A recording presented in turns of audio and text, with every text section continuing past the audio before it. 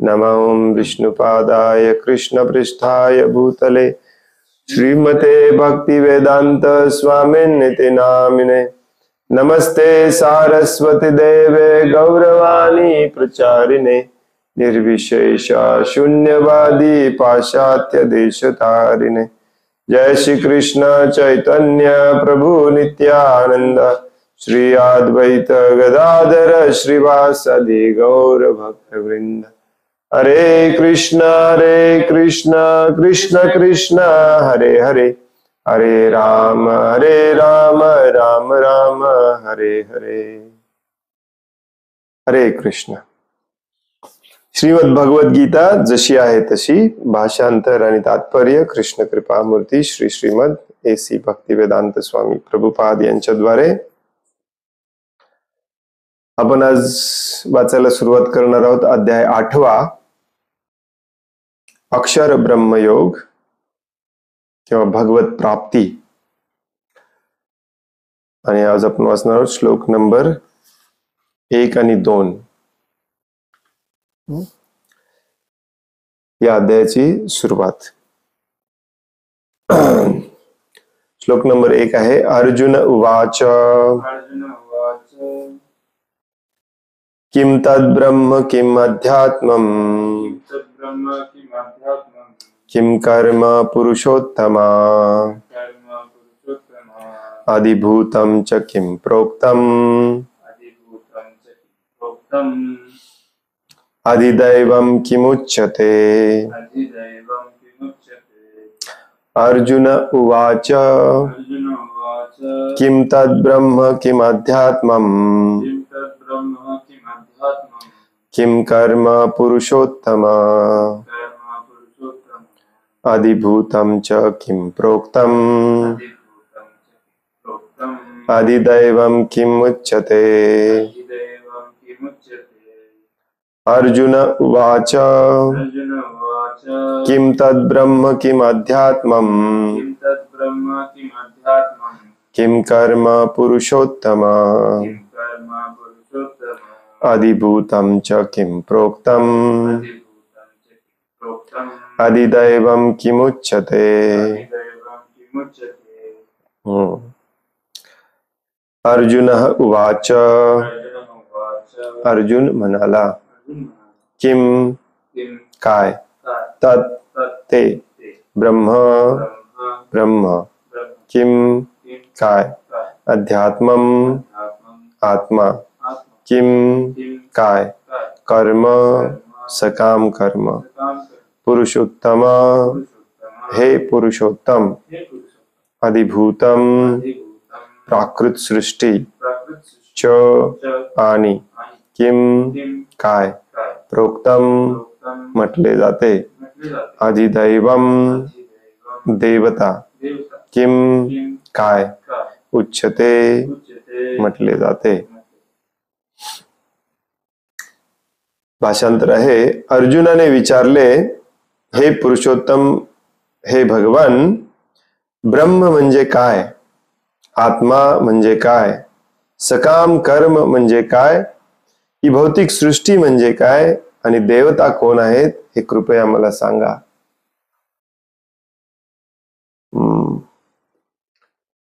आणि पुढचा प्रश्न वाचूया, म्हणजे अर्जुन 2 श्लोकामध्ये प्रश्न विचारतो, पुढचा वाचूया म्हणजे तुमच्या लक्षात येईल अर्जुन काय विचारतोय आणि मागच्या अध्यायाशी याचा काय संबंध आहे।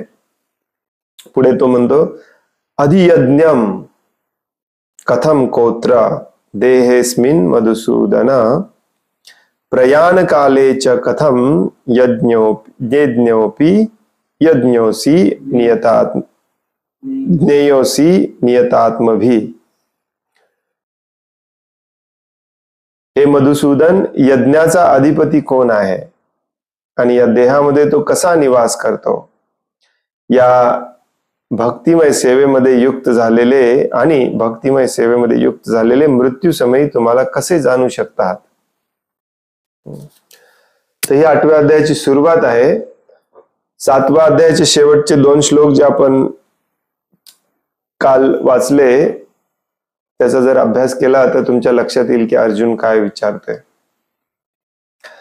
जनरली भगवान श्रीकृष्णांनी असे काय अध्याय करून सांगितले नाहीत अर्जुनाला की मी आता दुसरा अध्याय सुरू करतोय, 8वा अध्याय सुरू करतोय वगैरे.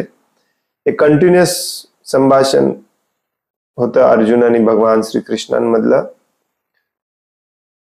परंतु याला आचार्यांनी वेगवेगळे अध्याय केले आणि ते मोस्टली हे जे अध्यायाचे जे वेगवेगळे भाग पाडले गेलेत ना, ते अर्जुनाच्या प्रश्नाने अध्याय सुरू होतात.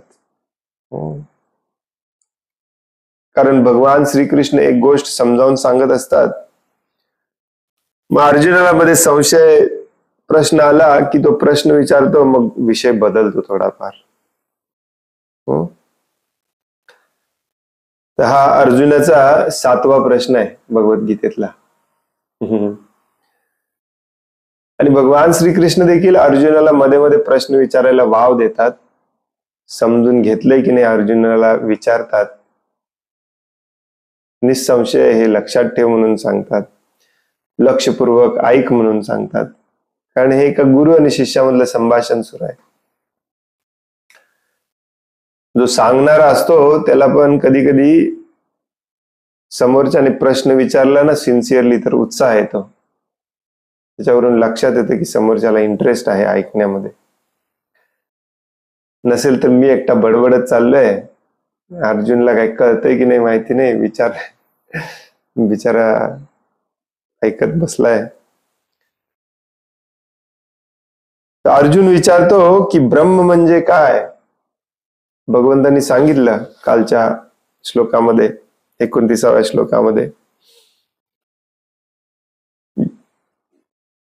जरा आणि मरणातून मुक्त होण्याकरिता प्रयत्न करणारे जे बुद्धिमान मनुष्य आहेत ते माझ्या भक्तिमय सेवेद्वारे माझा आश्रय घेतात आणि वास्तविकपणे तेच ब्रह्म आहेत, कारण त्यांना आध्यात्मिक क्रियांचे पूर्ण ज्ञान झाले आहे. आणि ते सांगतात की जो कोणी असा व्यक्ती माझी भक्तिमय सेवा करत असतो तो मला सर्वश्रेष्ठ, सर्व ज्ञानी, सर्वांचा नियंत्रक, कंट्रोलर आणि सर्व यज्ञांचा अधिपती, अधिष्ठाता, भगवंत म्हणून मृत्यू समयी जाणू शकतो. स्पेसिफिकली भगवंत शब्द वापरतात, मृत्यू समयी जाणू शकतो. अर्जुन विचारतोय की तुम्ही हे सगळं सांगितलंय, हे सगळं सांगितले की नाही. अर्जुनाचा प्रश्न काय बघा, ब्रह्म म्हणजे काय, आत्मा म्हणजे काय, सकाम कर्म म्हणजे काय, भौतिक सृष्टी म्हणजे काय, देवता कोण आहेत आणि यज्ञाचा अधिपती कोण आहे, आणि मृत्यू समयी भक्त लोक तुम्हाला कसं जाणू शकतात. हे सगळं भगवंतांनी ऑलरेडी समजावून सांगितलेलं आहे. ब्रह्म म्हणजे काय सांगितलं, आत्मा म्हणजे काय दुसऱ्या अध्यायामध्ये अगदी डिटेलमध्ये सांगितलं. कर्म, सकाम कर्म, प्रभुपाद इथे लिहितात सकाम कर्म म्हणजे पाप कर्म नाही.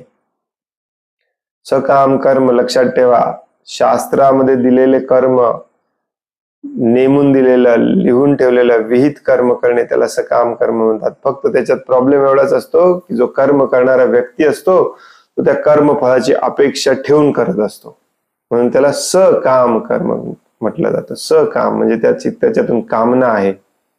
सकाम कर्म म्हणजे काय, भौतिक सृष्टी म्हणजे काय. 7व्या अध्यायामध्ये भगवंतांनी हे जे ग्रेट ज्ञान आहे त्या ज्ञानाची पुढी थोडीफार उघडी केली अर्जुन समोर आणि वर वर वर सगळं सांगितलं.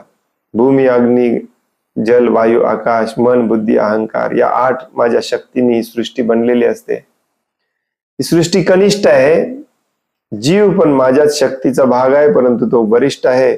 परंतु त्याला थोडंसं स्वातंत्र्य दिल्यामुळे ते या कनिष्ठ शक्तीमध्ये अडकलेला आहे. जर मला शरण आला तर तो पुन्हा सुटू शकतो. मला शरण आलंच पाहिजे. काही लोक येतात, काही लोक येत नाहीत, काही लोक दुसऱ्यांना शरण जातात. आता हे 7वा अध्याय आहे. बेसिकली मी सर्वश्रेष्ठ आहे त्यामुळे मला शरण आलंच पाहिजे. आणि जो कोणी महत्वाचा सगळ्यात पॉइंट सांगितला म्हणजे जो कोणी इच्छा आणि द्वेष ह्याच्यामध्ये अडकलेला असतो तो पाप कर्म करत राहतो. आणि जोपर्यंत इच्छा आणि द्वेषाच्या प्रभावाने तो पाप कर्म करत आहे, तो नाही मला जाणू शकतो, ना माझी भक्तिमय सेवा करू शकतो, माझ्या भक्तिमय सेवेला सुरुवात पण करू शकत नाही. त्यामुळे तो स्वतःला शरीर समजून या भौतिक जगामध्येच, या भौतिक प्राकृतिक सृष्टीमध्ये कायमचा अडकून राहतो.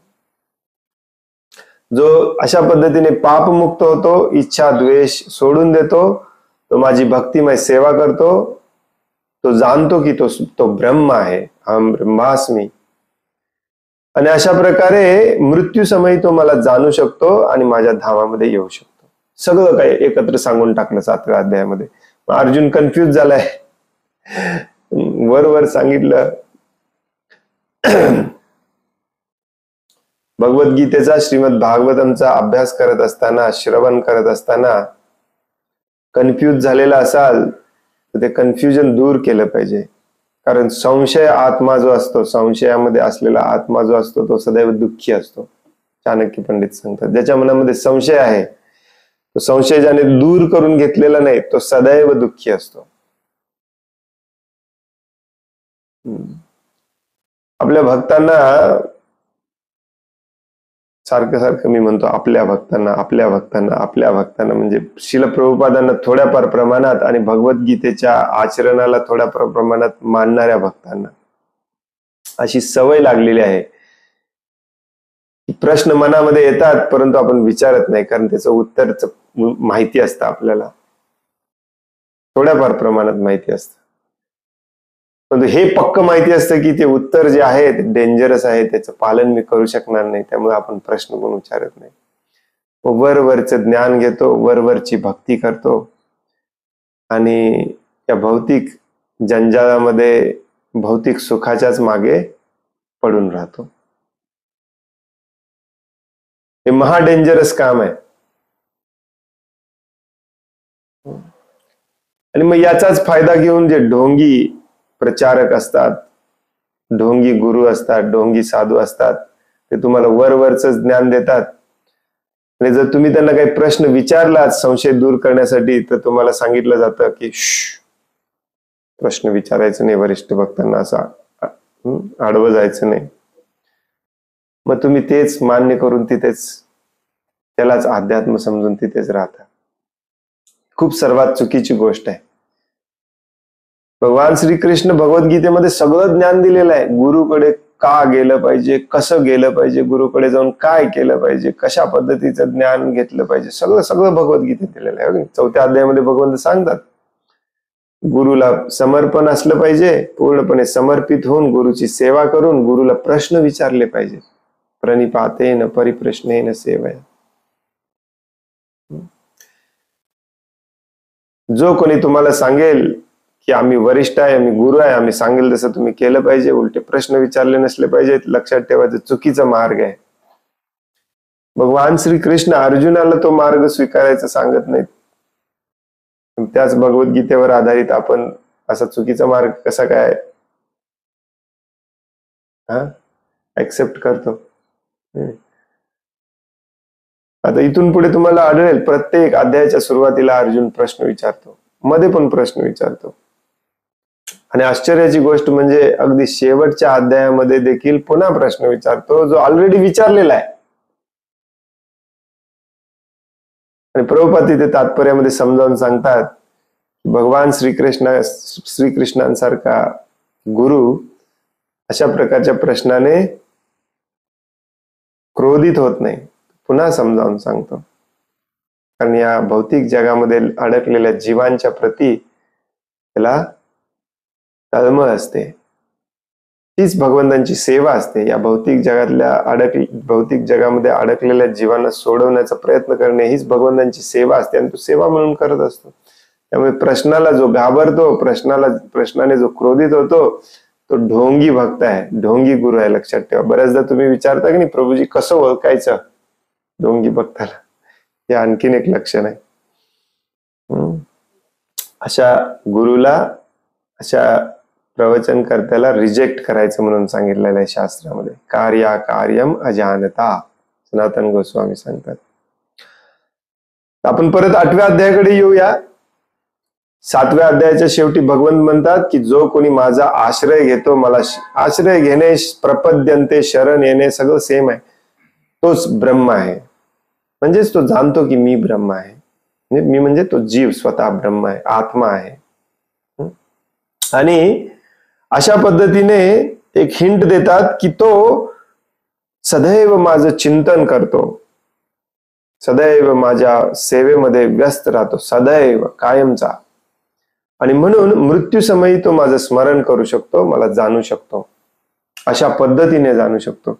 अर्जुन सगळं कन्फ्यूज झाल्यामुळे विचारतोय की ब्रह्म कोण आहे, आणखीन एकदा प्लीज समजावून सांगा. आत्मा कोण आहे, आणखीन एकदा प्लीज समजावून सांगा. सकाम कर्म काय असतं. कर्म त्याला अडकून ठेवतं कुठे, भौतिक सृष्टीमध्ये. ही काय भानगड आहे भौतिक सृष्टी. देवता कोण आहेत, तुम्ही हलकस सांगून गेला 4 श्लोकामध्ये भगवंत तुम्ही, की जे ज्यांचं ज्ञान काम इच्छेने आवृत्त झालेलं असतं, काम इच्छेने हिरावून घेतलेलं असतं, तो देवतांचं शरण जातो, मला शरण येत नाही. मग अर्जुन कन्फ्युज झाला, तुम्हाला यायचं की नाही शरण, देवता आहेत कोण हे. भगवंतांना वाटलेलं की याला समजलं असेल, ज्याची काम इच्छा तीव्र आहे तो देवतांना शरण जातो, ज्याला मुक्त व्हायचं आहे तो मला शरण येतो. अर्जुन म्हणेल मला काही शरण जायचं नाही, देवतांना राहून सोडून द्या, देवता मी विचारत नाही कोण आहे, मला तुम्हालाच शरण द्यायचं आहे. परंतु अर्जुन इन्क्विजिटिव्ह आहे, अर्जुनला चौकशी करायची सवय आहे. अर्जुन म्हणतो देवता कोण आहेत ते पण जरा सांगा. आणि तुम्ही म्हणाला, अरे बघा,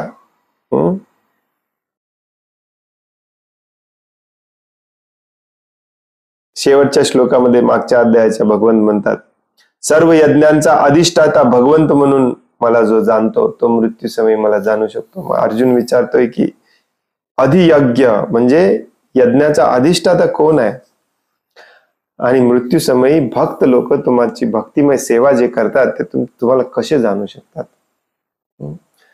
अशा सगळ्या प्रश्नांचा भडीमार एकदम केलेला आहे. भगवंत सगळ्या प्रश्नाचं उत्तर देतात. आणि विशेष करून या अध्यायामध्ये जोर दिलेला आहे तो म्हणजे मृत्यू समयी मला स्मरण करणे किती महत्वाचं आहे, कसं स्मरण केलं पाहिजे, त्याची प्रॅक्टिस आयुष्यभर कशा पद्धतीने केली पाहिजे. प्रॅक्टिस केला आयुष्यभर, सतत नित्य सदैव माझं स्मरण चिंतन माझ्यासाठी काम केला तर मृत्यू समयी अशा पद्धतीने तुम्ही माझं स्मरण करू शकता. आणि जो मृत्यू समयी अशा पद्धतीने माझं स्मरण करतो तो जातो कुठे, हा मेन विषय आहे या अध्यायाचा.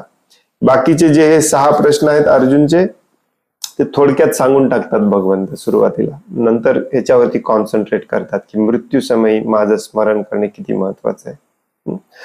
तर हा 8व्या अध्यायाचा हा इंट्रोडक्शन आहे, सारांश आहे.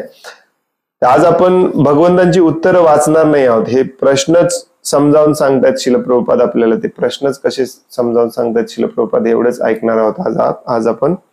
आणि उद्यापासून भगवंतांची उत्तरं.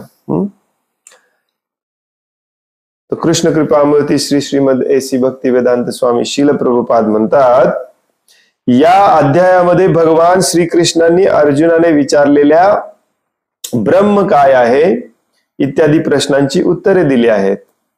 तसेच भगवंत कर्म कंसात लिहितात सकाम कर्म, भक्तिमय सेवा आणि योग आणि विशुद्ध भक्तिमय सेवा इत्यादींचे स्पष्ट विश्लेषण करतात. How is it sentenced? There is no इत्यादी. दोन्ही पण वाक्यात इत्यादी नाही. ट्रान्सलेटर लोक कधी कधी they take liberty to translate their own way.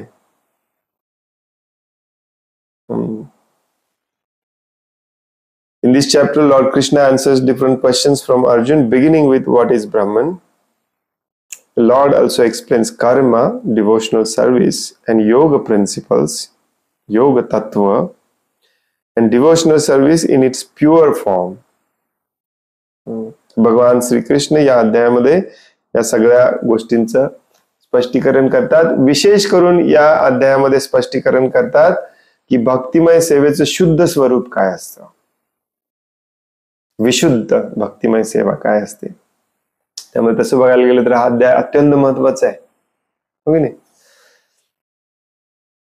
Shrimad Bhagwat सांगते की परम सत्य हे ब्रह्म परमात्मा भगवान म्हणून जाणले जाते. याशिवाय आत्म्यालाही ब्रह्म म्हटले आहे. अर्जुनाने आत्म्याबद्दल विचारणा केली आहे. वैदिक शब्दकोशानुसार आत्मा हा शब्द मन, शरीर आणि इंद्रियांनाही उद्देशून योजला जातो. थोडस कन्फ्युजिंग आहे, टेक्निकल गोष्टी आहेत. ब्रह्म, परमात्मा आणि भगवान हे भगवंतांचे 3 स्वरूप आहेत. हे आपण ऑलरेडी बऱ्याचदा याच्यावरती चर्चा केलेली आहे. भगवान हे कम्प्लीट फॉर्म आहे भगवंतांचं. परमात्मा हे भगवंतांचं विस्तारित फॉर्म आहे, विस्तारित बट लोकलाइज्ड. इंग्लिशमध्ये प्रभुपाद त्याला लोकलाइज्ड म्हणतात. म्हणजे सगळीकडे विस्तार झालेला आहे परमात्मा स्वरूपाचा, परंतु प्रत्येकाच्या हृदयामध्ये बसलेले आहे. आणि ब्रह्मस्वरूप जे आहे ते सगळीकडे पसरलेलं आहे. तर तिन्ही भगवानच आहेत, परंतु ब्रह्म आणि परमात्मा स्वरूप हे अर्धवट साक्षात्कार आहे, भगवान स्वरूप हे पूर्ण साक्षात्कार आहे. आपण याच्यावरती बऱ्याचदा चर्चा केली, हो की नाही. सूर्यकिरण, सूर्यग्रह आणि सूर्यदेव. सूर्यकिरणांचा ज्याला साक्षात्कार झाला तो त्याला समजतं की सूर्य कोण आहे, सूर्य काय आहे. परंतु सूर्यग्रह ज्याला कळाला त्याला अजून जास्त समजतं. सूर्यदेव ज्याला कळाला त्याला सगळं समजतं. तसं भागवतम मध्ये अगदी सुरुवातीलाच सांगतात ऍक्च्युली सूत गोस्वामी, विदंती तत्व विदस्तत्वम यज्ञात्वा अहम अव्ययम ब्रह्मेति परमात्मेति भगवानेति शब्दते. हे सगळे भगवंतांचे स्वरूप आहेत. मग याच्यामध्ये पण ब्रह्म शब्द आला, परंतु मागच्या कालच्या श्लोकामध्ये आपण वाचलं भगवंत म्हणतात की जो मला पूर्णपणे शरण आलेला आहे, माझ्या आश्रयाखाली आहे, तो ब्रह्म आहे. म्हणजे जीव देखील ब्रह्म आहे, भगवान देखील ब्रह्म आहेत. परंतु जीव ब्रह्म कुठल्या स्वरूपात आहे, भगवंतांचा अंश आहे. त्यामुळे तेवढीच त्या जीवामध्ये पॉवर आहे, स्पार्क आहे. अग्नीतून ठिणगी कशी बाहेर पडते, ती ठिणगी बाहेर पडताना अग्नीच असते. तसं जीव हा भगवंतांचा अंश असल्यामुळे तो देखील ब्रह्मच आहे. परंतु ती ठिणगी खाली पडते आणि विझून जाते. तसं जीवाचं भानगड आहे, जीवाची अवस्था आहे. भगवंत म्हणजे अग्नी कधीच नष्ट होत नाही, पण ठिणगी जर बाहेर पडून कधी विझू शकते, कधी तशीच राहू शकते, कधी दुसरी आग लावू शकते. तर त्याला पण म्हणून तिला पण ब्रह्म म्हटलेलं आहे. परंतु त्याच्यामध्ये फरक काय आहे, जीव ब्रह्म आहे आणि भगवंत परम ब्रह्म आहे. भगवंतांची लक्षणं काय आहेत मागच्या अध्यायात थोडीशी वाचली आपण, पुढच्या या अध्यायात पण थोडीशी वाचणार आहोत, 9व्या अध्यायात पण थोडीशी वाचणार आहोत, 10व्या अध्यायामध्ये जास्त वाचणार आहोत. हे आपल्याला समजावं म्हणून भगवंत उदाहरणं देऊन सांगतात की मी हे आहे, मी ते आहे. कारण डायरेक्टली भगवान सांगितलं समजत नाही आपल्याला. आणि आत्मा हा शब्द देखील जीवासाठी वापरला जातो, परंतु आत्मा शब्द कधी कधी मनासाठी पण वापरला जातो, शरीरासाठी पण वापरला जातो, इंद्रियांसाठी पण वापरला जातो. ऑलरेडी वापरलेला आहे भगवद्गीतेमध्ये, तिथे भगवत श्रील प्रभुपादांनी हे समजावून सांगितलेलं आहे. आणि म्हणून बघा हे इतकं कन्फ्युजिंग आहे, म्हणून आपल्याला आध्यात्मिक गुरुची गरज असते. भगवद्गीता, श्रीमद भागवतम आणि चैतन्य चरितामृत यांचा अभ्यास एकट्याने कधी करू नये असं सांगितलंय. वाचा, समजावून घ्यायचा प्रयत्न करा, परंतु एखाद्या गुरुकडून समजावून घेतलं तर जास्त चांगलं समजतं आपल्याला. बाकीचे वेद नाही, पुराण, वेद कोणालाच समजत नाही कलियुगामध्ये. बाकीचे जे पुराण आहेत, इतिहास आहे, महाभारत, रामायण, त्यानंतर बाकीची सगळी जी पुराण आहेत ही सगळी कथा रूपामध्ये, त्यामुळे ती तुम्ही डायरेक्टली वाचू शकता. तसंच श्रील प्रभुपाद सांगतात चैतन्य भागवत जे आहे ते तुम्ही डायरेक्टली वाचू शकता. प्रभुपाद नसते तर मग आपल्याला समजणार कसं की आत्मा हा शब्द इथे मन म्हणून वापरलाय का शरीर म्हणून वापरलाय. मी ब्रह्म पण आहे, मी आत्मा पण आहे, पण नक्की मी कोण आहे, का दोन्ही आहे. हम्म? कुठल्या कॉन्टेक्स्ट मध्ये कुठला शब्द वापरायचा? अर्जुन कन्फ्युज झालाय. ऑफकोर्स अर्जुनाला पण काही ज्ञानी व्हायचं नाहीये, कुठली परीक्षा द्यायची नाही, आपल्याला पण द्यायची नाहीये. त्यामुळे हे सगळं नाही लक्षात राहिलं तरी चालतंय. मनामध्ये जोपर्यंत तुमच्या प्रेम उत्पन्न होईल भगवंतांच्या नाम रूप गुण लीला कथांमुळे, आणि त्या प्रेमामध्ये तुम्ही भगवंतांची संबंध जोडायचा प्रयत्न कराल, तर तेच सर्वश्रेष्ठ ज्ञान आहे. बाकीचं हे सगळं विसरलं तरी चालतंय. अर्जुनाने भगवंतांना पुरुषोत्तम म्हणून संबोधले आहे. अर्थात तो केवळ आपल्या मित्राला प्रश्न विचारत नव्हता, तर परम पुरुष पुरुषोत्तम भगवान यांना प्रश्न विचारत होता. पुरुषोत्तम, सर्व पुरुषांमधला उत्तम. कारण त्याला माहित होते की श्रीकृष्ण हे सर्व प्रश्नांचे निश्चित उत्तर देणारे सर्वोच्च अधिकृत व्यक्ती आहे. श्रीकृष्ण सगळ्यांचं समाधान करणार, सगळ्या संशयाचं समाधान करणार, हे त्याला माहिती होतं. पुढे तो म्हणतो की हे मधुसूदन, यज्ञांचा अधिपती कोण आहे आणि या देहामध्ये तो कसा निवास करतो, आणि मग भक्तीमध्ये युक्त झालेले मृत्यू समय तुम्हाला कसे जाणू शकतात हे पण मला सांगा. प्रभुपाद समजावून सांगतात, यज्ञाधिपती असे इंद्राला किंवा श्री विष्णूंनाही संबोधले जाऊ शकते. बऱ्याचदा म्हटलं जातं शास्त्रामध्ये जिथे कर्मकांड सांगितलेलं आहे तिथे इंद्राला खूप महत्व आहे, इंद्रदेवाला, कारण तो देवतांचा राजा आहे. असे काही ठराविक देव आहेत त्यांना खूप महत्व आहे. इंद्रदेव, ब्रह्मदेव, कुबेर, जसं सकाळी आपण वाचत होतो भागवतामध्ये, कुबेरजींना खूप महत्व आहे. सोमदेव, सोम कोण? चंद्रदेवला देवांचं नाव आहे सोम. आणि सूर्यदेव विवस्वान, त्याचबरोबर सरस्वती माता,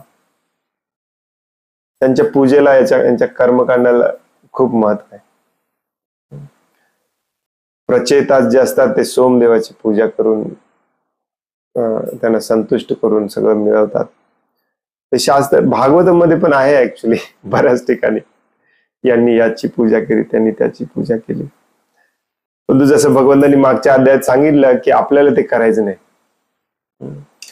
ते दुर्दैवाने, जसं सकाळी भागवतम क्लासमध्ये जे कोणी होते त्यांना आठवते का बघा, सकाळी आपण चर्चा करत होतो की धर्म, अर्थ, काम आणि मोक्ष हा मार्ग शास्त्रामध्ये बऱ्याच ठिकाणी सांगितलेला आहे. धर्माचं पालन करा, त्याच्यातून अर्थ कमवा. त्या अर्थ म्हणजे आजकाल पैसा, पूर्वीच्या काळात अर्थ म्हणजे धनधान्य वगैरे होतं, आजच्या काळात पैसा. ऑफकोर्स तो पैसा, ते धनधान्य हे धर्माने कमवलेलं असलं पाहिजे. धर्म पहिला, मग अर्थ. त्या कमवलेल्या अर्थातून तुमची काम इच्छा पूर्ण करून घ्या. धर्म, अर्थ, काम, आणि ते कंट्रोल मध्ये पूर्ण करून घेतल्यामुळे एक दिवस तुम्हाला मोक्षाच्या मार्गाला लागावं असं वाटतं, मग मोक्षाच्या मार्गाला लागा. हे डिव्हिजन केले होते. या भौतिक जगातून मुक्त होण्याचा हा मार्ग शास्त्रामध्ये बऱ्याच ठिकाणी सांगितला जातो. परंतु भागवतम मध्ये असं सांगितलंय की कलियुगामध्ये हा मार्ग आपण पाळूच शकत नाही, इतके आपण खालच्या पातळीला गेलेलो आहे. कारण मुळात पहिली गोष्ट म्हणजे धर्माने कुणी अर्थच कमवत नाही. कलियुगामध्ये सगळे पाप कर्म करतात. इथेच हा मार्ग दूषित झाला. पुढे काय जाणार आपण? त्यामुळे एकमेव मार्ग सांगितलेला आहे तो म्हणजे भगवंतांना शरण जाणे. भगवंत भगवद्गीतेमध्ये समजावून सांगण्याचा प्रयत्न करतायत, रिपीटेडली समजावून सांगण्याचा प्रयत्न करतायत की मला शरण आलं पाहिजे. आणि त्याचा अर्थ पण समजावून सांगतायत की मला शरण येणे म्हणजे माझ्यासाठी काम करणे, माझं स्मरण करणे, आणि माझं स्मरण करत करत माझ्यासाठी कार्य करणे, कर्म करणे. आणि त्या कर्मालाच कर्मयोग या अध्यायामध्ये भगवंत म्हणतात यज्ञ. नाही, आठवते का तुम्हाला? यज्ञ, हे अर्जुन यज्ञ म्हणून कर्म कर, नाही तर तू तुझ्याच कर्मामध्ये तूच अडकशील. अर्जुनला वॉर्निंग दिली. तिथं सांगितलं सगळ्यांना खायला लागतं. खायला जे अन्नधान्य लागतं ते पावसामुळे येतं. पाऊस जो आहे तो यज्ञामुळे येतो, आणि यज्ञ जे आहे ते कर्मामुळे येतं. तिसऱ्या अध्यायामध्ये सांगितलं यज्ञ कर्म समुद्भव. मग यज्ञाचा अर्थ तिथे इतका स्पष्ट करून सांगितला नाही, परंतु आता 7व्या आणि 8व्या अध्यायामध्ये 9व्या अध्यायामध्ये स्पष्ट करून सांगतात भगवंत की यज्ञ म्हणजे काम करणे. काम कसलं? माझ्या संतुष्टीसाठी करणे. कुठलाही यज्ञ, जो सत्ययुगामध्ये त्रेतायुगामध्ये जे यज्ञ केले जायचे ते यज्ञ देखील भगवंतांच्या संतुष्टीसाठी असायचे. भगवान श्रीकृष्ण विष्णू संतुष्ट होतील म्हणून यज्ञ केला जायचा. आणि यज्ञाचा खरा अर्थ काय असतो? आहुती देणे. एवढं आपल्याला कलियुगामध्ये थोडंफार ज्ञान आहे. आहुती देणे म्हणजे काय? यज्ञामध्ये आपण आपली एखादी वस्तू डेलिबरेटली स्वेच्छेने स्वाहा करतो. मराठीमध्ये पण कधी कधी चेष्टेने म्हणतो आपण, गेलं स्वाहा. आपलं काहीतरी गेलं म्हणजे त्याला स्वाहा. परंतु यज्ञामध्ये स्वेच्छेने केलेलं असतं. म्हणजेच काय? आपण जे आपल्या कर्माने, त्यालाच इथे म्हटलेलं आहे सकाम कर्म.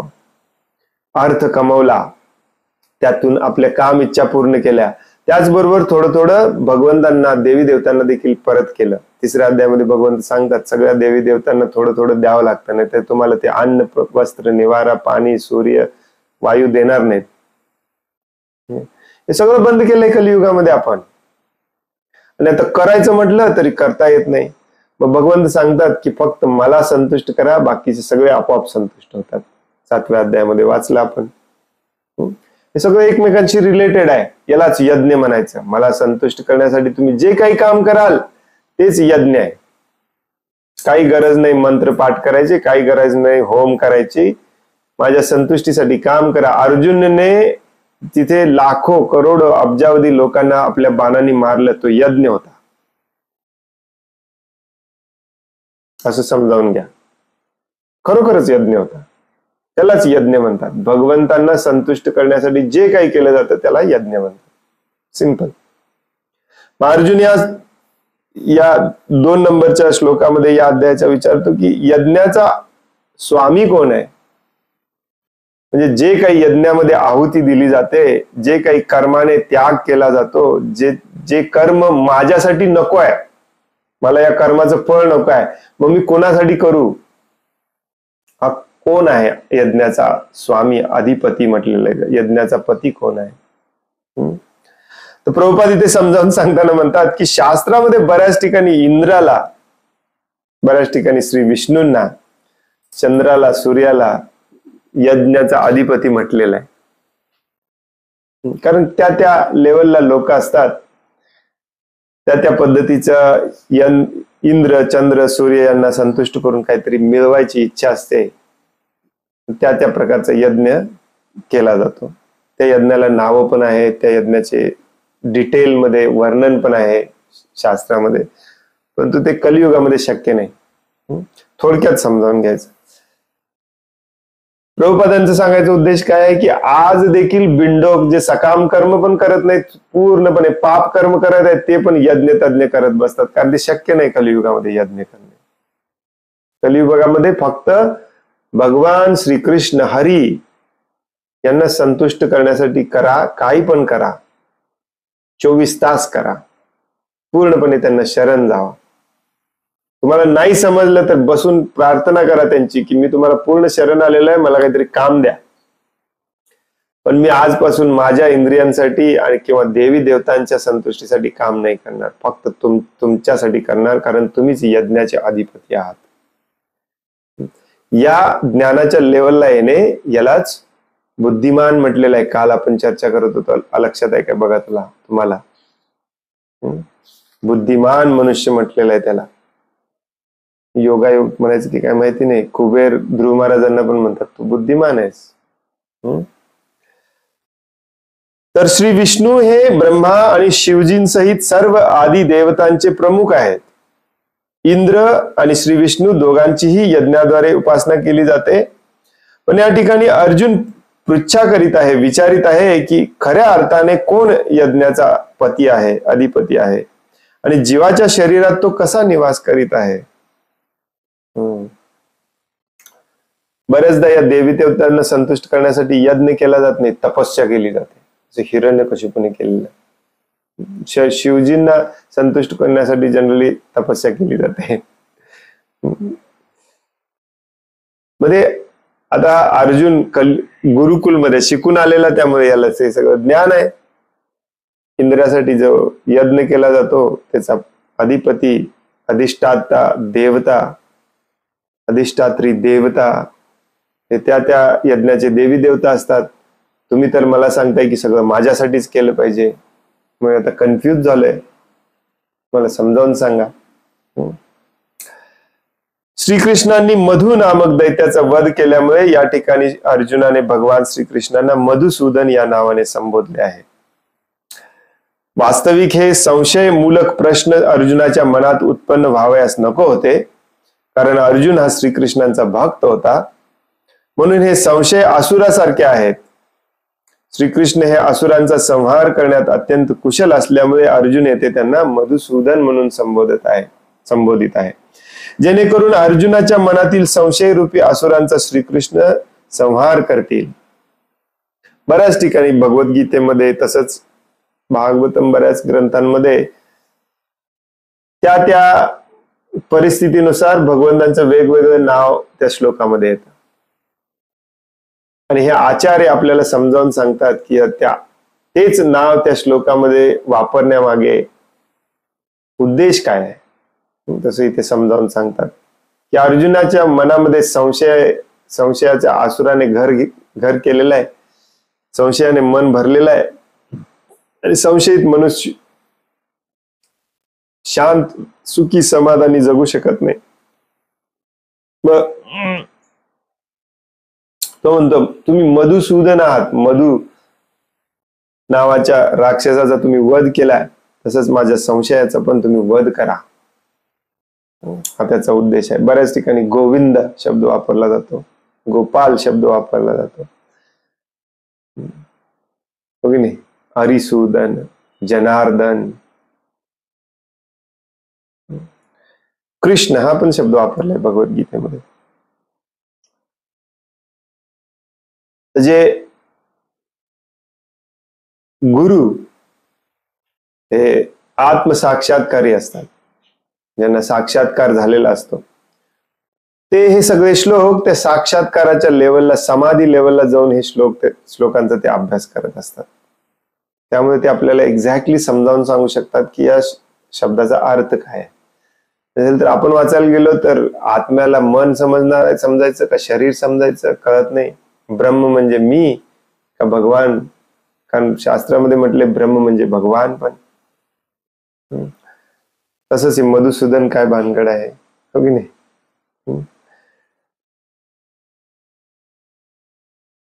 म्हणून श्रील प्रभुपादांनी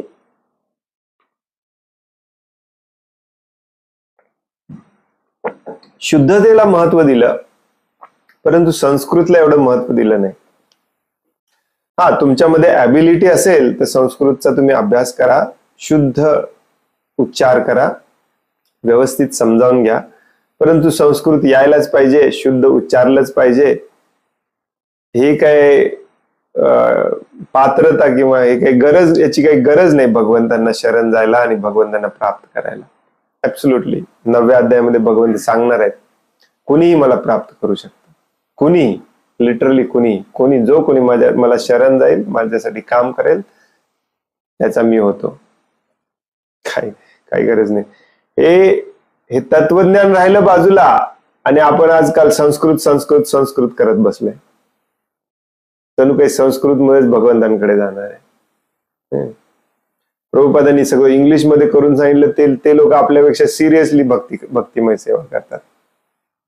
आपण संस्कृतच्या मागे लागलो. काय म्हणे, मोदीजींनी सगळ्या शाळेमध्ये संस्कृत कंपल्सरी करणार. अरे मोदीजी खरोखर हिंदुत्ववादी असतील ना तर शाळाच बंद केली पाहिजे, पहिली गोष्ट म्हणजे. आणि गुरुकुल सुरू केले पाहिजे, जिथे भगवत ज्ञानाचा अभ्यास शिकवला जाईल, सायन्सचा नाही, कम्प्युटर सायन्सचा. भगवान कोण आहेत, आपण इथे का आलेलो आहे, का अडकले. अर्जुन कसं प्रश्न विचारतो बघा, कोण आहे, कोण, काय ब्रह्म काय आहे, यज्ञ का करायचा, कशासाठी करायचा, कोण आहे. तुम्ही म्हणता मृत्यू समय मला जाणलं पाहिजे, का तुम्हाला मृत्यू समय जाणायचा. हे डीप मध्ये मनामध्ये हे संशय आपल्या निर्माण झाले पाहिजे, त्याचं स्पष्टीकरण आपण शोधलं पाहिजे व्यक्ती एखाद्या गुरुकडे जाऊन. हे खरं ज्ञान असतं. कशाला काय गरज आहे शाळा आणि कॉलेज आणि युनिव्हर्सिटी? लाखो करोडो अब्जावधी रुपये सिस्टीम वरती वाया घालवतो आपण.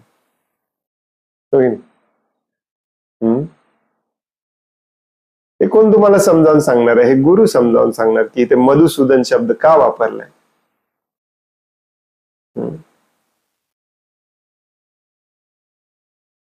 तसं मी नेहमी एक उदाहरण सांगतो. मी हे दुसरीकडून ऐकलंय, परंतु मला ते खूप आवडलं उदाहरण. ते समजावून सांगत होते की ही जी भागवतमची भाषा असते ती नाही संस्कृत असते नाही ती प्राकृत असते. संस्कृतच्या विरुद्ध असतं प्राकृत. प्राकृत म्हणजे आपण हे वापरतो रोजची भाषा, त्याला प्राकृत म्हटलं जातं. संस्कृत म्हणजे एकदम परफेक्ट भाषा, म्हणून त्याला संस्कृत म्हटलं जातं. संस्कृत त्याच्यामध्ये सुसंस्कृत भाषा. प्राकृत भाषा असेल संस्कृत भाषा असो, त्याला त्या त्या कॉन्टेक्स्ट मध्ये प्लस त्या कॉन्टेक्स्ट मध्ये म्हणजे त्याच्या विषयाप्रमाणे समजून घेतलं पाहिजे. तेवढं पण तुम्हाला समजेल की हा विषय काय चालू आहे, त्याच्यावरून तुम्हाला थोडंफार समजेल. परंतु त्याच्याही पलीकडे त्या श्लोकाचा अर्थ असतो, तो समाधी अवस्थेत गेल्याशिवाय आपल्याला कळत नाही. म्हणून खऱ्या अर्थाने हे सगळं व्यासदेवानी समाधी भाषेमध्ये लिहिलेलं असतं. उदाहरण मी नेहमी सांगतो की भागवतामध्ये एक श्लोक आहे, तिथे म्हटलेलं आहे की हे सगळे हे जे गाव आहे हे गंगेच्या काठावरचं गाव आहे. आणि म्हणून हे इथे कुणीही अशुद्ध असू शकत नाही. कुणीही अशुद्ध असू शकत नाही हे त्या श्लोकामध्ये लिहिलेलं नाहीये, नुसतं तेवढंच लिहिलंय, पण त्याचा तो अर्थ तसा होतो. वाचल्यावर आपल्याला फक्त एवढं कळतं की गंगेच्या तीरावरचं गाव आहे म्हणजे काय, गंगा नदी वाहते त्याच्या बाजूला गाव आहे. जसं आपली जशी गाव आहेत कृष्णेच्या किनारी, मुचकुंदीच्या किनारी. याच्या पलीकडे जाऊन एखादा विचार करतो की गंगा नदीवर नाही, गंगा नदीच्या बाजूला आहे. शब्दशः म्हटलं तर गंगेवरती गाव आहे, म्हटलं की गंगेवरतीच गाव आहे. ओके, गंगा नदीच्या किनारी गाव आहे, त्यामुळे सुसंस्कृत समृद्ध गाव असेल. परंतु खऱ्या अर्थाने तिथे वापरलेला आहे तो शब्द हे दर्शवण्यासाठी की जो कोणी गंगेच्या किनारी राहतो तो शुद्ध व्यक्ती असतो, गाव शुद्ध होत. मग हे सगळं अर्थ समजावून सांगायला आपल्याला गुरुची गरज असते. म्हणून आपण श्रील प्रभुपादांचा आधार घेतो, हो की नाही. त्यामुळे श्रील प्रभुपादांचा शास्त्राचा आधार न घेता कुणी बोलत असेल तर तिथे पण जास्त वेळ बसू नका तुम्ही. कलियुगामध्ये हे सगळं खूप प्रचलित असणार आहे. तर इथे प्रभुपाद आपल्याला समजावून सांगतात की मधुसूदन हे नाव का वापरलं. कारण अर्जुनाच्या मनामध्ये संशय उत्पन्न झाले. एकदम आधीचे कसे प्रश्न होते बघा अर्जुनचे, हे असं काय तसं काय. एकदम आता अर्जुन हे काय सगळं कन्फ्युज झालंय, म्हणतो काय काय काय काय काय काय तुम्ही सांगायला लागलाय. कधी असं सांगता कधी तसं सांगता, जरा व्यवस्थित समजावून सांगा. गुरुच्या भूमिकेत आहात. तुम्ही सांगितलेलं माझं संशय दूर करायचं राहिलं बाजूला, माझं दुःख दूर करायचं राहिलं बाजूला, अजूनच मी कन्फ्यूज होतोय. ऑफकोर्स भगवंतांचा अर्जुनला कन्फ्यूज करायचा उद्देश नव्हता, परंतु अर्जुन हा शुद्ध भक्त होता. प्रभुपाद इथे जसं सांगतात, कारण अर्जुन हा श्रीकृष्णांचा भक्त होता, त्यामुळे त्याच्या मनामध्ये संशय यायचं काही कारण नाही. परंतु ही सगळी सेटअप केलेली आहे भगवंतांनी, ज्याच्याद्वारे भगवद्गीता आपल्यापर्यंत येऊन पोहोचेल कलियुगातल्या आपल्यासारख्या दिनहीन पापी जीवांपर्यंत. आता सगळ्यात महत्वाचा मुद्दा म्हणजे या श्लोकातील प्रयाण काले हा शब्द अत्यंत महत्वपूर्ण आहे. कारण आयुष्यभर आपण जे काही करतो त्याची अंतकाळी परीक्षा येते, परीक्षा होते. प्रयाण काले, प्रयाण म्हणजे जाताना, अंतकाले प्रयाण काले शब्द वापरलेत या अध्यायामध्ये. कृष्ण भावनेमध्ये विपरीतपणे युक्त असणाऱ्या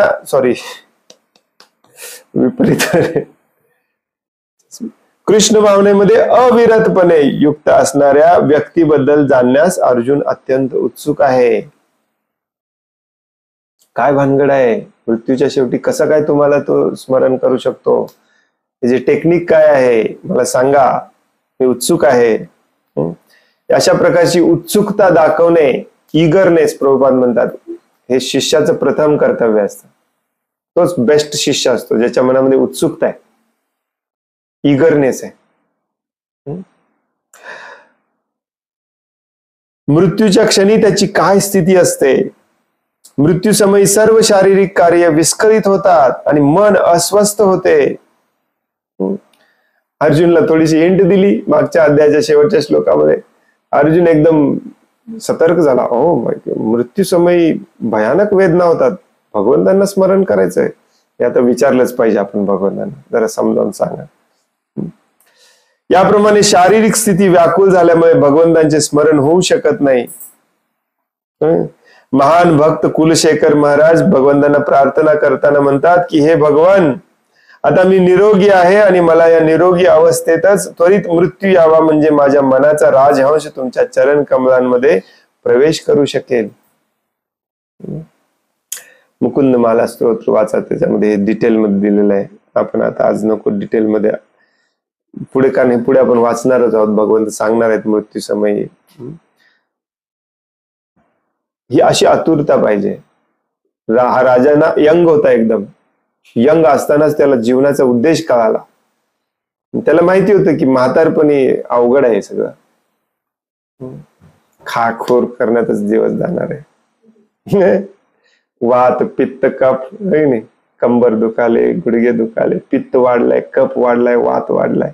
त्या श्लोकामध्ये आहे कफ वात पित्त आहे. राजा कुलशेखर आळवार म्हणतात कफ वात पित्त वाढल्यावर मला तुमचं स्मरण होणार नाही, मला आताच मृत्यू द्या, कारण आता मी तुमचं सदैव स्मरण करतोय. सदैव मृत्यू समयी भगवंतांचं स्मरण करणे अत्यंत गरजेचं आहे. हा मुद्दा या अध्यायाचा मेन मुद्दा आहे. राजहंसाला कमल पुष्पांच्या ताटव्यात प्रवेश करण्यास आनंद वाटतो आणि कमलाच्या ताटव्यात प्रवेश करण्याची क्रीडा करण्यामध्ये त्याचा स्वाभाविक ओढ असते. महाराज कुलशेखर भगवंतांना म्हणतात की आता माझे मन अविचल आहे, म्हणजे विचलित होत नाही, तुमच्यावरती स्थिर झालेला आहे आणि मी निरोगी आहे. शरीरामध्ये काही व्याधी नाहीत, तिकडे पण लक्ष जात नाही. मला जर आता तुमच्या चरण कमलाचे चिंतन करताना त्वरित मृत्यू आला तर निश्चितच माझ्या भक्तीला पूर्णत्व प्राप्त होईल. परंतु जर मी नैसर्गिक मृत्यूची वाट पाहिली तर माझे काय होईल हे मला कळत नाही, कारण मरणाच्या वेळी सर्व शारीरिक क्रिया विस्कळीत होतात, कंठ रुद्ध होईल, आवाज बाहेर पडणार नाही आणि मी तुमचा नाम जप करू शकणार नाही. म्हणून मी त्वरित मेलेलेच उत्तम आहे. हे उदाहरण लक्षात ठेवा. पुढे आपल्याला हे उदाहरण पुन्हा पुन्हा संदर्भ घ्यायचा या उदाहरणाचा या अध्यायामध्ये. मृत्यू समयी श्रीकृष्णांच्या चरण कमलांवर मनुष्य आपले मन कसे स्थिर करू शकतो याबद्दल अर्जुन प्रश्न विचारित आहे. आपण सर्वांनी विचारला पाहिजे, हो की नाही? अर्जुनाचे आपण लाख लाख आभार मानले पाहिजेत, कारण असले प्रश्न काय आपल्या मनात येत नाहीत. आले तरी आपण हे प्रश्न दाबून ठेवतो. मृत्यूच्या अजून एवढ्या सगळ्या इच्छा राहिलेल्या आहेत, मृत्यू समयीचे प्रभूजी काय सांगायला लागलाय. हो की नाही? लोक विचारतात प्रभूजी तुम्ही तिथे राहायला गेलाय जंगलामध्ये, जवळचं हॉस्पिटल किती दूर आहे तिथून? हे पहिला प्रश्न. मग त्या हॉस्पिटलमध्ये सगळी व्यवस्था आहे का? सलाईन वगैरे लावतात का? आहे म्हणून सांगितल्यावर पण त्याला पटत नाही. जबरदस्तीने या शरीराला अजून जास्त टिकवून ठेवायचा प्रयत्न करतोय आपण मॉडर्न सायन्सचा उपयोग करून, आणि आणखीन दुःख ओढवून घेतोय. तोंडात पाईप घातली आहे, हो की नाही? हलता येत नाही, चाक लावलेले आहेत, व्हीलचेअरवर बसलाय, पण तू शरीराला टिकवून ठेवायचं. काय करायचं या शरीराला टिकवून ठेव? किती चिंता आहे बघा शरीराला टिकवून ठेवायची. राजा कुलशेखर म्हणतात की तेव्हा मला तुमचं स्मरण व्हायची शक्यता कमी आहे, कारण माझं लक्ष ब्लड प्रेशर कडे असणार, शुगर लेवल कडे असणार, हो की नाही? इतके सगळे टेस्ट शोधून काढले, सायन्सने प्रगती केली आहे, अजून आपल्याला टेन्शनची कामं जास्त आहेत. बरेचसे लोक टेस्ट रिपोर्ट घेऊन येतात आमच्या बायकोकडे, काही कळत नाही त्यातलं, सगळं कन्फ्युजिंग, टेन्शन द्यायचंच काम आहे. टेस्ट करायचीच कशाला? प्रभुपादांनी आपल्या शिष्यांना स्ट्रिक्टली वॉर्निंग दिलेला, मला काही झालं दवाखान्यात न्यायचं नाही, शेवटपर्यंत मी तुम्हाला उपदेश देत राहीन, शरीर सोडून जाईन, हे शरीर एक दिवस सोडायचंच आहे. साधू असा असतो. राजा कुलशेखर अलवार. हरे कृष्ण. भगवंत याचं सुंदर उत्तर देणार आहेत, बिलकुल चुकवू नका. 8वा अध्याय उद्यापासून वाचूया आपण. आज काही प्रश्नोत्तर करायला नको आपण, हे येणारच आहे. हाच विषय आहे कंटिन्युअस, पुढचे 8-10 श्लोक. जर थोडस आम्हाला पण बाहेर जायचं आहे, त्यामुळे आज इथेच थांबतो मी. खूप खूप धन्यवाद. वांछा कल्पतरुभयश्च कृपा सिंधुभ्य एव च पतितानां पावनेभ्यो वैष्णवेभ्यो नमो नमः. अनंत कोटि वैष्णव वृंद की जय. वैष्णव ठाकुर शिल प्रभुपाद की जय. भगवद गीता जशी आहे तशी की जय. हरे कृष्ण. धन्यवाद.